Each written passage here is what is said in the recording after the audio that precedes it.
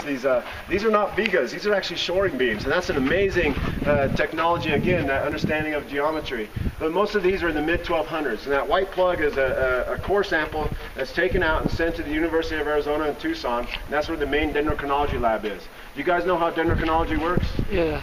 It's an amazing science, actually. They're getting so cute with that, they could tell whether a tree was more north-facing, south-facing, and that type of thing by the tree rings. But tree rings are like, they're not like fingerprints. They're definitely a map to the past. If you cut down a tree today and the ring closest to the bark layer, that's going to be, 2011. Then you just keep counting backwards towards the center. At some point you can find an older tree that died much or cut down much earlier than that. At some point in there, their rings will match up. And you can continue backwards on that other tree. And that science now goes back into the BC times as far as dating it. And it tells you exactly when a tree was cut down or died. But it'll never say when it's used.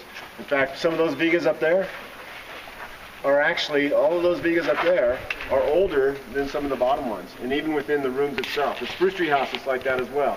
A lot of the beams up top are older, sometimes just by a decade or so. When you're cutting down trees, you're piling them up, this lumber, and you keep cutting down trees and adding that to that pile. And so the trees you cut down the first are at the bottom of the pile, but the first trees that you use are at the top of the pile, and those are the last ones that you cut down. So maybe that's why you get that hodgepodge of dates. But I was asked how many people live here, and we're just supposed to tell you about 100. And that's based upon the 150 rooms, 6 foot by 8 foot square rooms that the archaeologists can count here today at Cliff Palace. And the round rooms called kivas, there's 23, and then there's that one round tower. But that's rooms with fireplaces and everything. They take that all into account, so they'll say roughly about 100, a small caretaking population. But yet, Jesse Walter Fuchs in 1906, you'll see his handiwork. You probably saw it in some of the kivas. He wrote kiva A, B, C, and so on. Then in rooms, he stenciled numbers. He mapped out and counted 217 rooms, and he documented. He tore down a good 60-some rooms. Because archaeology in its infancy wasn't so much concerned about this as they were the artifacts, They used to blow up stuff and tear down stuff to get to stuff. And prior to him was Gustav Nordenskjöld and the Cowboys, the Weatheralls, and many unsuccessful miners coming from Telluride and Durango, coming up here looking for pottery. They used to tear down stuff as well. And so we really don't know that part. Mesa Verde National Park has about 4,000 surface sites and a little over 600 cliff dwellings. We're surrounded entirely, except for the north escarpment, by the Mountain Ute land. You can multiply that number times 3 probably, because they have 3 times the land. Just west of Cortez, there's an area now deemed a national monument, and the Bureau of Land Management manages that area, and it's called Canyons of the Ancients. And there's an institute there, as well as some of the natural gas companies hire archaeologists, but there's an institute called Crow Canyon. And they've so far documented a little over 30,000 sites. And so basically a lot of archaeologists said in its prime in this area, in this Four Corners area, the population was probably 2 to 3 times greater than it is today at that time. And now we're kind of the backwash of our states, which is amazing. We're getting construction done on the highway, believe me. It really is. But to build this stuff, first you have to, that's one thing that connects us, To build something, you want to make a shelter. And to build it, you need to go to Home Depot to get your tools, right? And their Home Depot was not right here. They quarried all this sandstone from within the alcove, which is naturally formed, but they had to walk to what's called the Mancos Canyon from here. And all these canyons connect to through the bottoms. And there's 2 main canyons that travel north-south. One's called Soda Canyon, one's called Navajo Canyon. Soda Canyon has balcony house, Navajo Canyon has square tower house. And this one filters into Navajo Canyon. About, 3/4 of a mile or so you hit that. Then you walk down about 2 or 3 miles and you'll hit the Mancos Canyon, and that has the Mancos River. And it wasn't an important water source for them, it's kind of far away, but it was an important source of tools, because that's where you have your cobblestones, which you'd find igneous rock and metamorphic rock, not sedimentary rock. And you come back with that, hopefully that flat piece of granite or chert, and you start shaping that and trying to put an edge on it. And then eventually you get that edge on it. Then you rub a groove in the center. Then you take a young shoot from the gamble oak tree and you can wrap it around that groove. Then your cordage comes from the yucca plant, where you pound down that leaf and you can fasten that handle to that axe head that you made. There's a guy named Eric Blenheim at the Anasazi Heritage Center. He's the reproduction specialist of all the Southwest archaeology. It took him about 12 days to make a stone axe from a cobblestone. But now you can get to work, right? Isn't that amazing? It's just amazing just to do the tools. And then these trees right here, the juniper trees, they're such a hard tree, a hard wood. And the juniper trees are the shaggy bark trees. Everybody around my home and stuff, they call them cedars. And to be real truthful with you, there's absolutely no true cedars in North America. They're mostly junipers. And cedars only exist in the Himalaya and in the Middle East. You know, in the Bible, the cedars of Lebanon. And that's the only, they have a bark on them, and they have these big barrel cones, and then they actually have pine needles that come from them. But this is a very aromatic wood as you cut it down, so that's probably why they call them cedars. But the juniper tree is a very hard wood, and I've experienced this as a firefighter for the town of Mancos and here in the park, where you come to some of these trees hit by lightning. Literally, you can't even see that they're burning. You just see a little bit of smoke coming out. And you go up there to really try to cut it down with the chainsaw, you know. And as you're making that first pie cut, all of a sudden, bam! All these flames start shooting out. It's burning from the inside out, and it's in a hard wood. So cutting this with the chainsaw is a little bit. It takes some labor. You know, some of these really big fat ones, especially. Cutting it with a stone axe, amazing. You know, just absolutely amazing. The sandstone is quite soft up here, where you could scribe it and then cleave on it, and you'll get your bread loaf size of brick. And then you fine tune it, like you see those beautiful corners, just by taking like a hammerstone of granite or chert and just. So when you get up to that level, look really close at the face of the bricks. Many of them look like an orange peel. They're dimpled. And that's from them just pecking away at it. And the mortar that's holding this all together is just a clay-based mortar mixed with the dirt you're standing on, and combine that with water. On a rare occasion, you would find ash mixed in there, and that would probably serve as a binder. But most of the time, it's just clay, dirt, and water. And as they're building these, the mortar's wet, so they need to chink it to protect the integrity of the walls. And you'll see little stones pushed into the mortar throughout the site. And then most of this structure was then plastered.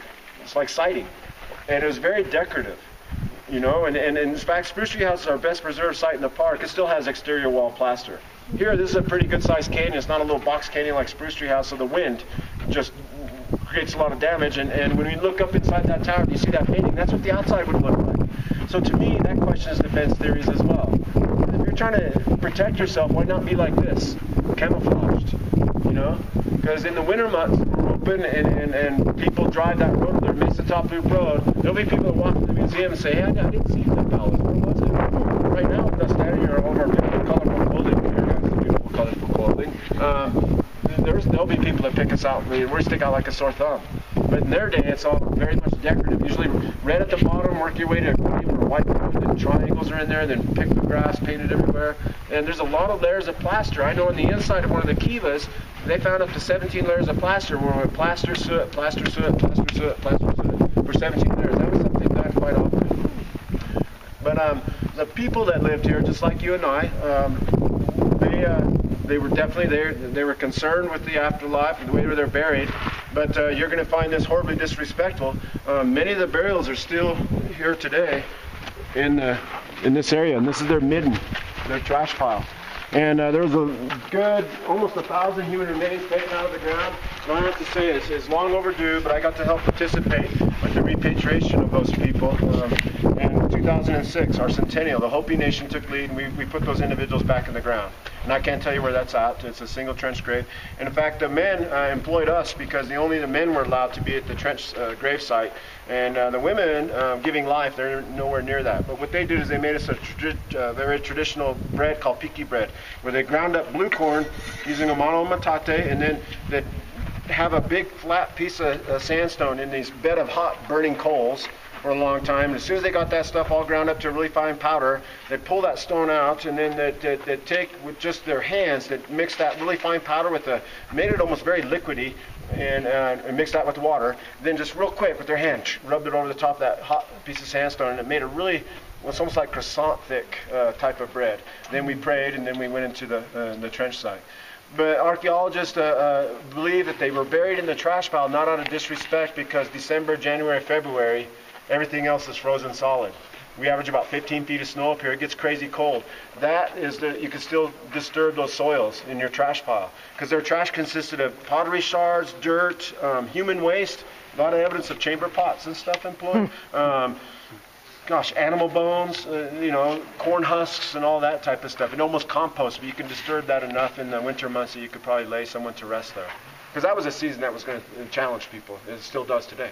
And then some of their challenges, health problems, common cold in this time period could have been a problem.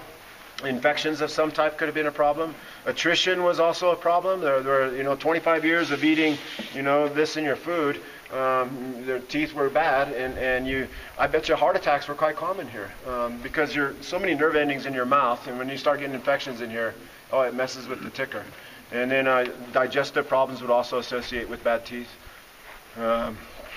Sleepwalking, that's a problem. One time. One time. I can tell you, what's it? It's the second stop, right? House of Many Windows from here? Yeah, House of Many Windows is the second stop. You have the opportunity, take a look out your bus or in your car, stop there and take a look at the overlook. And it's good 300-400 feet right out the front door, just boom, straight down at that one. And it's funny because I think for years, I bought into a lot of things, and I think we don't give people sometimes enough credit from the past, and then sometimes I think we give them way too much credit. And there might be other reasons why they do stuff. And for years, I was told, these doorways, the door bottoms don't go all the way to the floor because they're trying to conserve heat, which is probably true. Bless you. And that's probably true. If you have your door all the way down to the bottom of the floor, you lose a lot of heat out of it. So they're about 2 feet, 2.5 feet up off the bottom of the floor. And I believed that for years until I became a dad.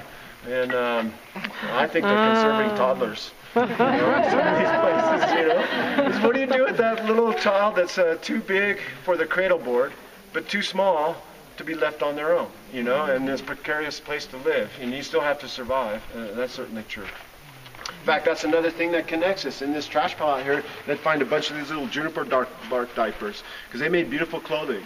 I know those the depiction of the Pueblo life that the Works Progress Administration did is absolutely remarkable, but it's kind of a little bit misleading too. They were not running around here in loincloths. They had some amazing clothing. And here in the very near future, you're going to get the opportunity to come back to see this because a lot of those textiles are going to be on display in our new visitor center down there. Are there any questions before we leave this spot? No?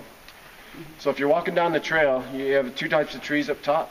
One's called the pinyon pine and one's called the Utah juniper. The pinyon pine is where you get your pine nuts from. But it's a really natural phenomenon here in the park where you're walking down a trail and all of a sudden you have 3 pinyon pines on your right and only 2 on your left. Do you know what you're experiencing at that moment? Yeah. Difference of opinion.